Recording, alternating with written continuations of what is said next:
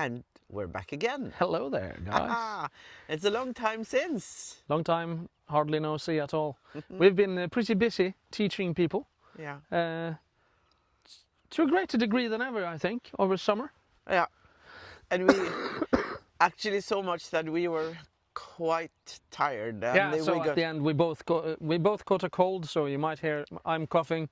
My Hannes' voice is still broken. Funny. So yeah. so we're not all there. But we got a question from one of you guys asking how to and why and the whether tos and fors and all of that make the horse walk in the correct rhythm.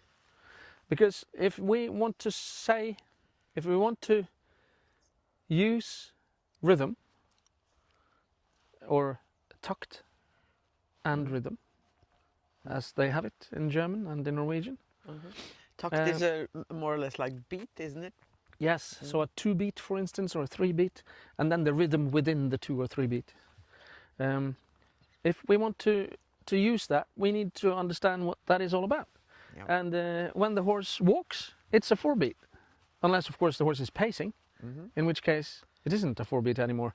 But it can also be all sorts of almost clear 4-beats. Yeah, it can be 1 2 3 4, 1 2 Yeah. 3 4, 1 2 3 4, with a longer break in between two of them, or all sorts of stuff like that. But the point is, and the question is, how can we get the horse to start with one hind leg? Yeah. So, And can I ask first? yeah. Why should the horse start with a hind leg? Oh, yeah. Pretty important and good question. Yeah. We're still a bit tired, guys. You're talking about the rhythm, and yeah. it's important for the rhythm. You and I know that. Yeah. But so the thing is that if the horse walks forward, front leg first, he will drop his back like I did just now, like this. Can you try and do it with the mandarm? And he doesn't want to. Oh yeah, he does. Yeah, and then he drops his back. This is all right.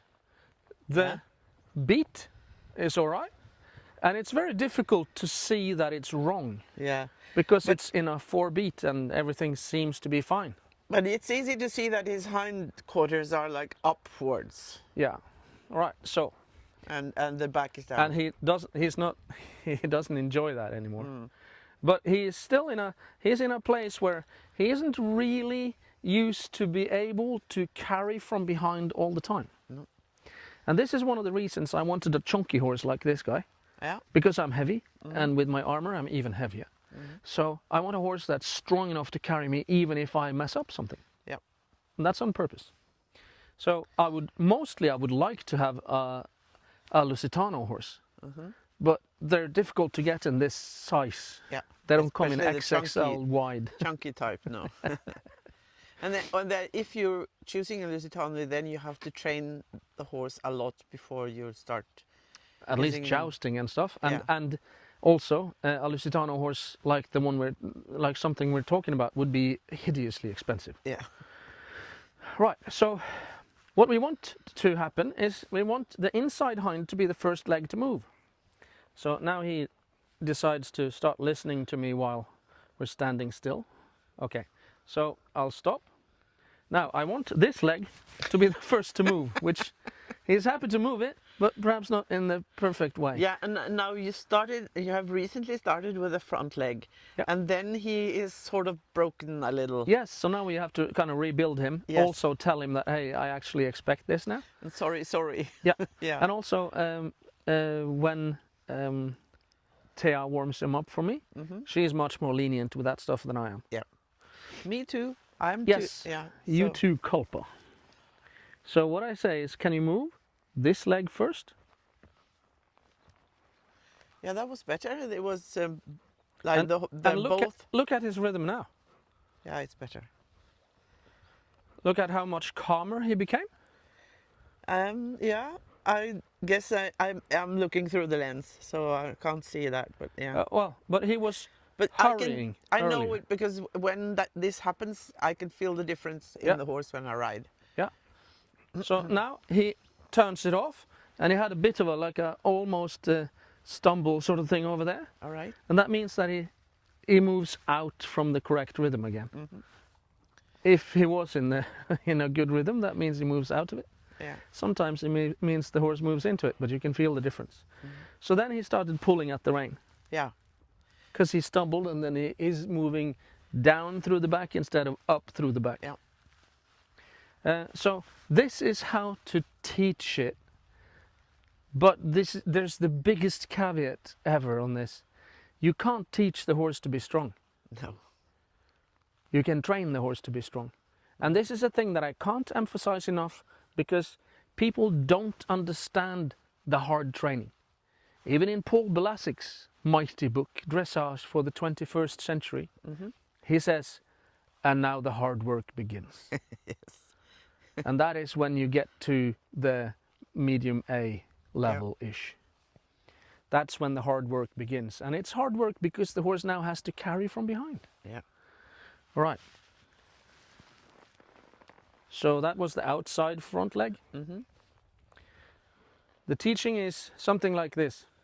I ask with my leg, Yeah. and you can see he moves off instantly, but he moves off with the off that front leg. So then I do this. Yeah. And you have trained him a lot, so he knows what that means. He does. And But then, also, the horse will naturally respond to just being tickled with the stick on the inside if you don't go punching him with it. yeah. So it's natural for the horse to react like that, but Yes. usually it's also natural for them to freak out. Yes, it's quite natural that the horse either fails to respond or Yeah. just goes into freeze mode and goes, nah, Yeah. or goes ballistic. Yeah. And Or overreact. they're saying like, "Don't touch me there." What do you mean by that? Yes. Yeah. But now this is also that now the work is hard. Yeah. Maybe you can hear it already. I can hear him struggling a little bit with his breath now. Yeah. Yeah. And that's because I'm asking him to carry. You have seen now he has been unrhythmic a few times, but now he is responsive to my soft inside leg. Yeah.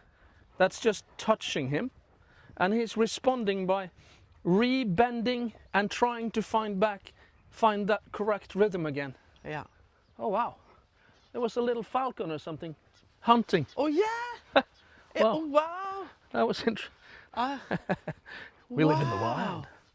That was interesting. I didn't. I couldn't get the camera to follow That was because it was so fast. They were pretty quick.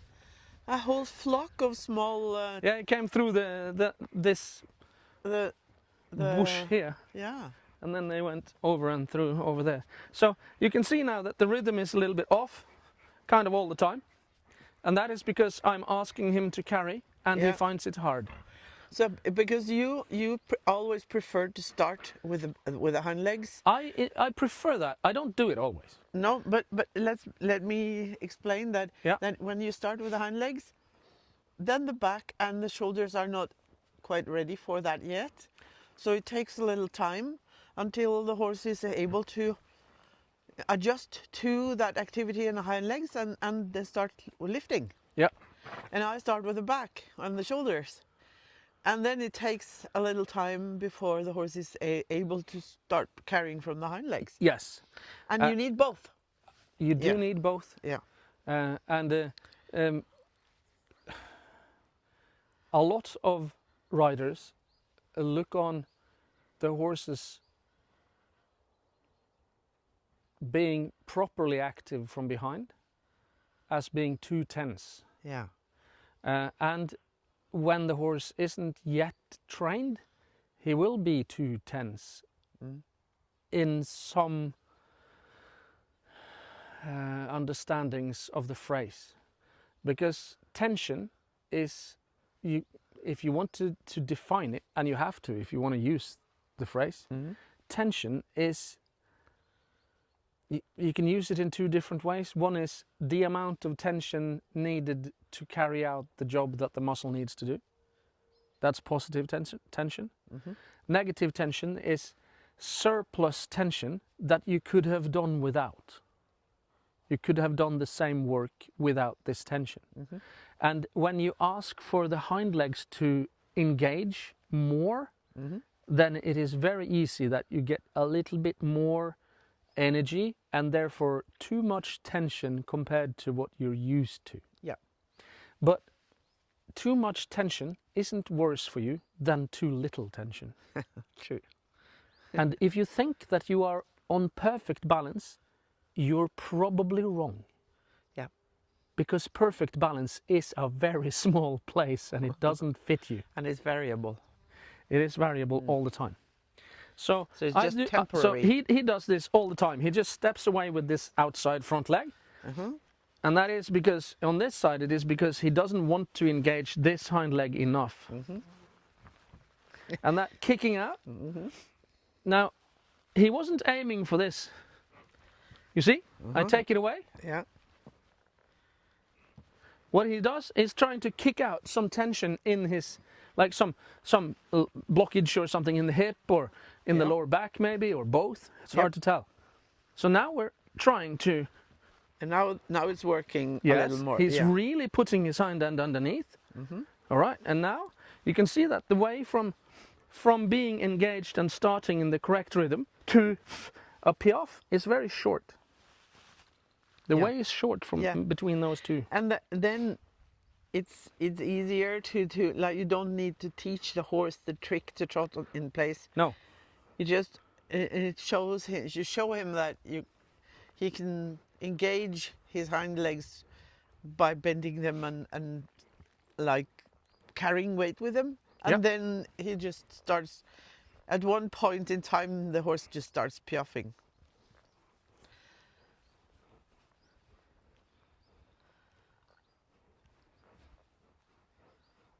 And now he's breathing more heavily because he's working harder. As you said, it's hard. Yeah.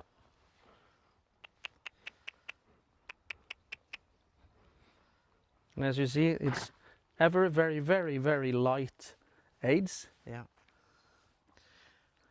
And now he got surprised by a snort. Yeah.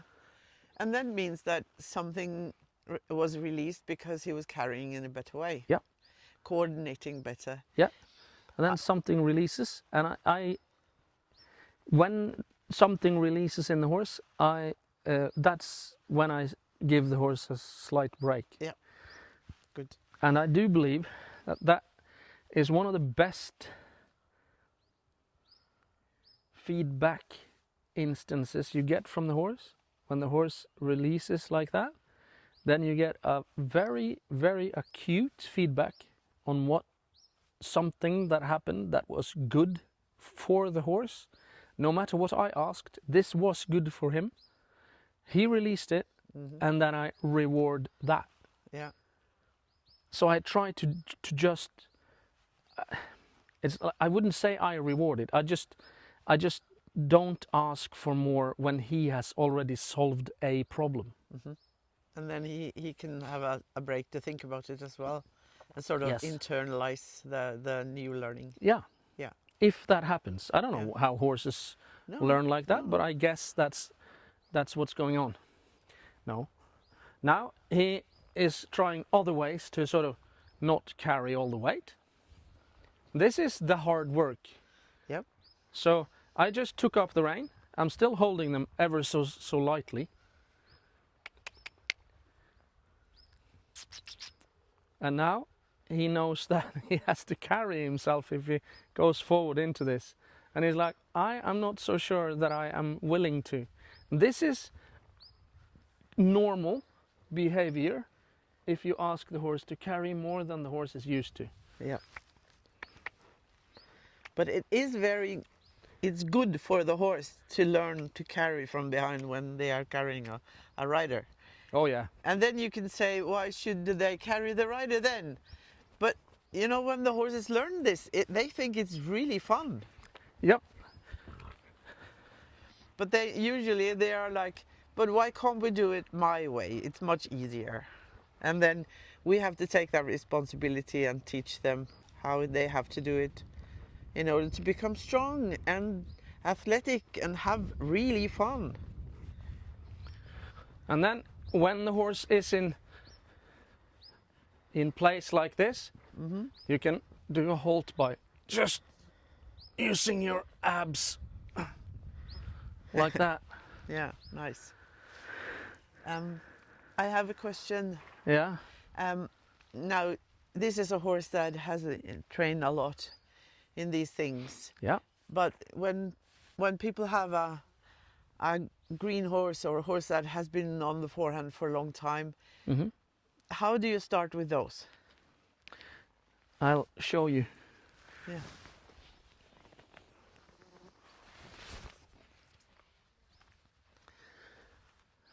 I start here, and then I use the rein mainly. You hold just the inside rein? Only the inside rein, and then this just on the snaffle here. You can also use the Cavesson? yeah, or even just the what's it called, the normal headgear, The halter? the halter, and just help the horse to stretch. Yeah. You just tell the horse, "Can you do this?" And then you can see the saddle goes whoop. Yeah. And then if I do that again, let's see. You see, there comes a spot where the saddle starts moving, Yeah. and then the horse breathes up into it. Yeah. You see that? Yeah. All right. Now it's sort of unlocked underneath the saddle. Yeah. If the horse is unlocked underneath the Sorry. saddle, then I will stretch this back and ask for the hind leg. And he said, no, I'll do the front leg instead. It's easier. Precisely the same thing.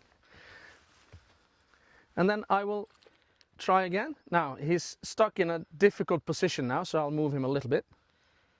And now I'm not going to ask anything in particular. That was en tableau, wasn't it? Yeah. Yeah. So it was sort of impossible for him to do the right thing. All right, now it's possible. So I unlock the back again, and I just feel for it in my hand. I feel if there's resistance, that means he's not unlocked. And then I just go touching that resistance softly, like this. Yeah. Because you can't Several force the times. horse to become relaxed. No. No. Even if I'm strong, that's counterproductive. That's Yeah. one thing. And the other thing is this bloke is stronger than me anyway. Yes. So now I'll ask for that, and then this. Good boy. So that's how I'll teach it. Yeah. And of course, the first time you do it with a green horse, the horse will not do it like that. No. And then I do this. If the horse doesn't respond, I've shown this with horses here before. So I've shown this with Orion, for instance. Yep. So if the horse isn't That's a very good one. responsive to the stick in the beginning, I do this. Can you walk? All right. And then I do this. I touch him or get near his leg every time it leaves the ground. And after a little bit, the horse thinks that the leg leaves the ground because the stick comes near it. Sorry. Good boy. And then you can keep asking for more.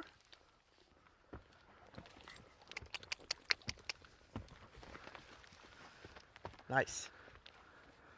And then we have to say to people, you just need to do a little and be patient, and then watch the things that Pelle has done before with the green horses. So then you can end up like this if you're just patient. Good boy. Good boy. Ja, du är flink. Du är väldigt tuff. He says there's something really stuck in me. All right. Yeah, he gets this when I ask for a difficult thing. I heard him say, and then which means it was hard. And then he looks at me with angry eyes.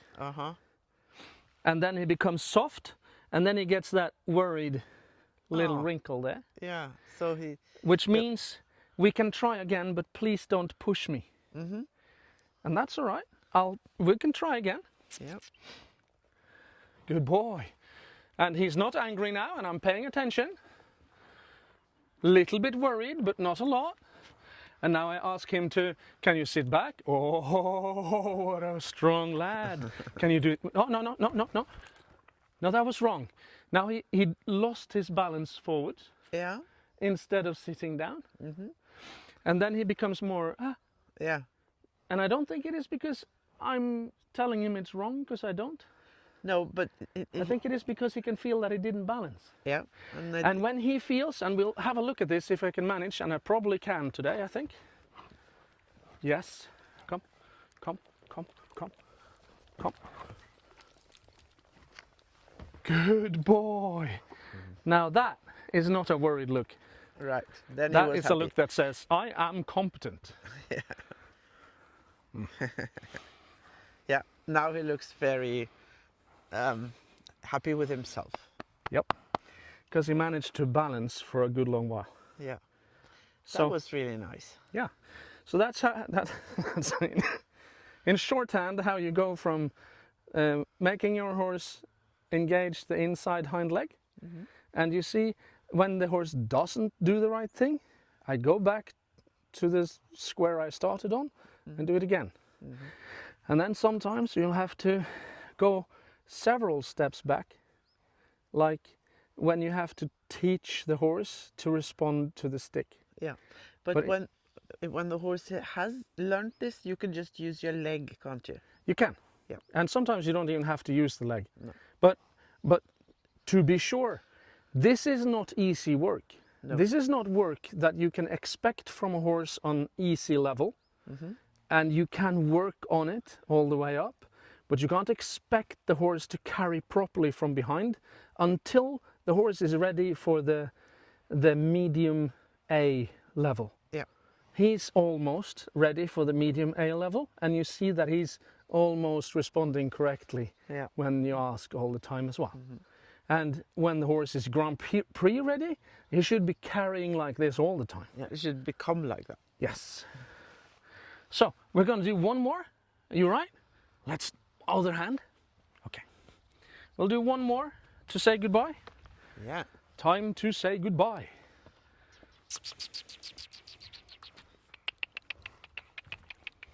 No, no, no, no, no, no, no, oh, come, oh, hop.